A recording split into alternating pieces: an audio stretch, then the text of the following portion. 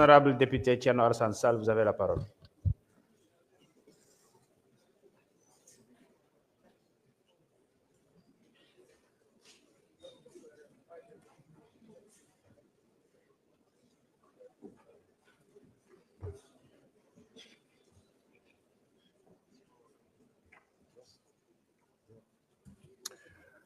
Monsieur le Président de l'Assemblée nationale, Monsieur le Premier ministre, Mesdames, Messieurs les membres du gouvernement, chers collègues. Monsieur le Premier ministre, le 27 décembre dernier, devant cette même Assemblée, vous promettiez aux Sénégalais, à travers votre déclaration de politique générale, des lendemains qui chantent. Le jour suivant, le 28 décembre, vous avez imposé, sans débat ni vote, le budget 2025. Ce budget reflète votre appréciation de la situation économique et sociale du Sénégal, selon les meilleures informations à votre disposition et, en principe, avec la contribution des meilleurs experts du pays en la matière. Or, moins de 2 mois, et le rapport de la Cour des comptes plus tard, vous voilà sur le point de jeter ce budget à la corbeille pour appliquer un plan d'austérité drastique. L'agenda 2050 semble mort-né, place au classique plan d'ajustement structurel que vous appelez pudiquement pacte national, puisque vous voulez le nommer pacte national de stabilité. Dès lors, la question qui se pose est simple. Ignorez-vous l'état de sinistre économique et financier du pays au moment de confectionner le budget 2025? Ou alors, aviez-vous choisi sciemment de présenter des projections sans rapport avec la réalité? En d'autres termes, pourquoi avoir perdu 11 mois sans prendre des mesures significatives de redressement des comptes publics, sachant que dès votre arrivée au pouvoir, vous aviez formulé des réserves fortes sur l'état de la nation?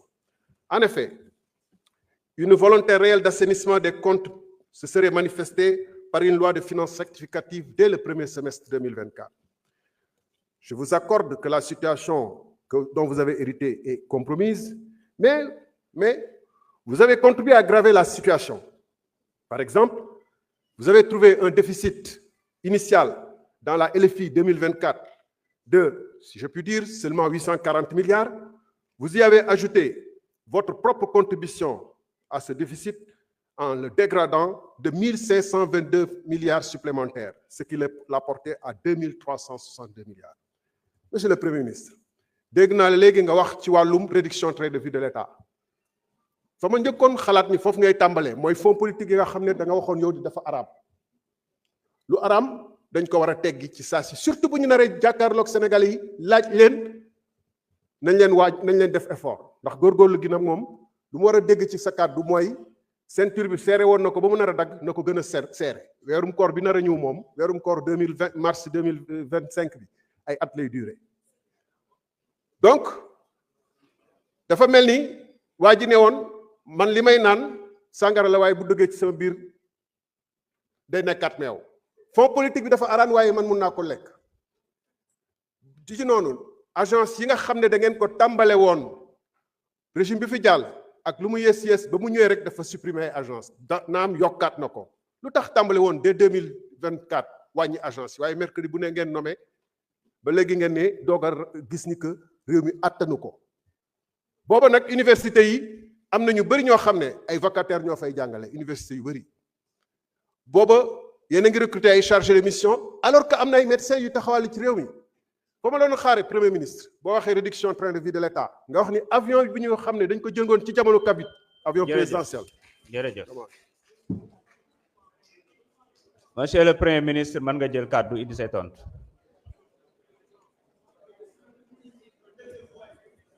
S'il vous plaît. nañu wéyal déglu bi.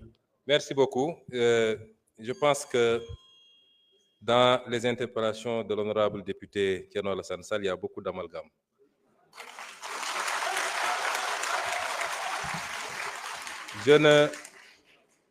Je n'ose pas mettre ça dans la mauvaise foi, mais je pense qu'à un certain niveau, il faut prendre le temps d'aller écouter ce que les gens ont dit et non pas de se laisser emballer par les commentaires et les commérages.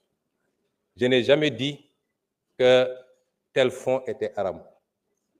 J'ai dit que la caisse noire Je voudrais, après que vous ayez le temps d'écouter par vous-même, j'ai toujours dit que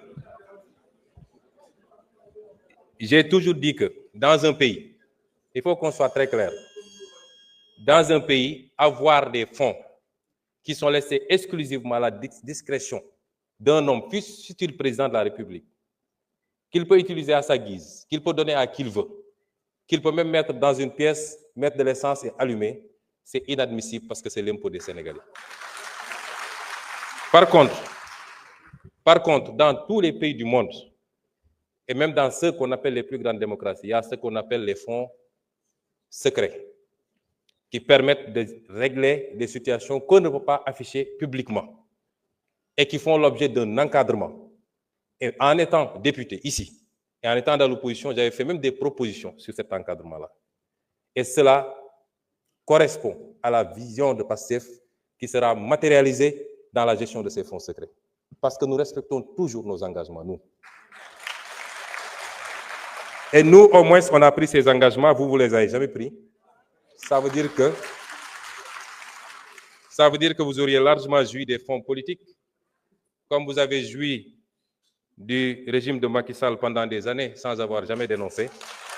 Et vous ne pouvez pas aujourd'hui donner des leçons. Le budget 2024, le budget 2025 est un budget qui a été pris dans les conditions que tout le monde connaît. C'est un budget à minima qui a permis au moins de sauver cette année budgétaire, de ne pas être face à un blocage à la date, à l'échéance. Mais il était évident qu'entre l'installation de l'Assemblée nationale et le moment du vote du budget, il était impossible de procéder à l'élaboration d'un budget dans des standards que tout le monde accepte.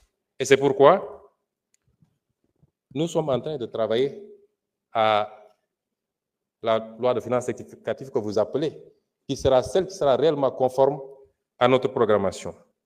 Et austérité, c'est vous qui l'avez dit. Nous ne sommes pas dans l'austérité. J'ai l'impression que vous ne comprenez pas ce que c'est que l'austérité.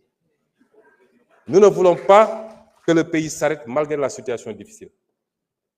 Nous voulons aujourd'hui travailler malgré tout, en faisant des efforts sur nous-mêmes, à dégager des marges budgétaires qui nous permettent, tout en continuant à respecter nos engagements, aussi bien par rapport à la dette intérieure que par rapport vis-à-vis de nos engagements internationaux, de pouvoir avoir des marges budgétaires pour lancer le programme Vision 2050. C'est de ça qu'il est question. Et ça, ce n'est pas de l'austérité. Parce que nous sommes très conscients que la plupart des pays, quand ils sont confrontés dans cette situation, le premier réflexe, c'est de tomber dans le piège de l'austérité. Nous ne sommes pas dans ça. Nous sommes dans le réaménagement qui nous permettrait, tout en tenant compte de la situation catastrophique dont nous avons hérité, de faire les bons choix en rationalisant la dépense publique et en dégageant des marges qui nous permettent, dès la semaine prochaine même, dès les jours à venir, de commencer à lancer le programme, que l'économie ne s'arrête pas, que l'investissement ne s'arrête pas et que nous puissions continuer à produire de la croissance, indépendamment de la croissance qui peut provenir des secteurs qu'on connaît habituellement, notamment le pétrole et l'agriculture. C'est ça qu'on est en train de faire. Ça, ce n'est pas de l'austérité, M. Thierno Alassane Sall. Et donc, il faut réviser et revoir un peu ces notions. Et vous dites que nous sommes restés 11 mois sans prendre de mesures. Ah non. Durant ces 11 mois, on en a tellement pris des mesures correctives. Mais il se trouve que quand vous arrivez, vous héritez d'un État. Vous lancez des travaux. On ne se lève pas pour dire je rationalise telle agence, j'enlève, etc. On fait des études pour être sûr que les choix qu'on va faire sont les bons. Un État, c'est assez sérieux. Et durant le temps de ces études, il fallait continuer à faire tourner l'État, comme on dit. Et il fallait mettre des gens à la place qu'il faut pour qu'ils travaillent.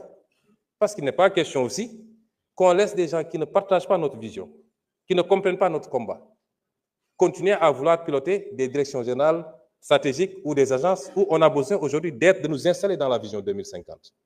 Et le temps de faire ce travail, effectivement, on a mis ce qu'il faut. Ce qu'il faut saluer, et vous devez être le premier à le faire, c'est d'avoir le courage de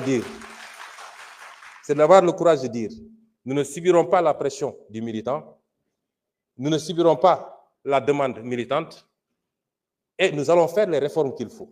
Quitte à dire à un directeur général sur 3 que nous sommes désolés, mais le pays n'a pas besoin de cette responsabilité pour le moment. C'est ça le courage politique. On aurait fait comme tout le monde, comme vous avez fait quand vous étiez au pouvoir, on allait laisser les choses telles quelles et même créer de nouvelles agences. Monsieur Sall, quelquefois, il faut savoir applaudir, c'est bon. Ça ne vous enlèvera rien. Vous ne pouvez pas vous inscrire dans la critique gratuite, c'est pas bon. Les initiatives sont salutaires et saluées par tout le monde, mais dites gongo et puis c'est fini. Je vous remercie.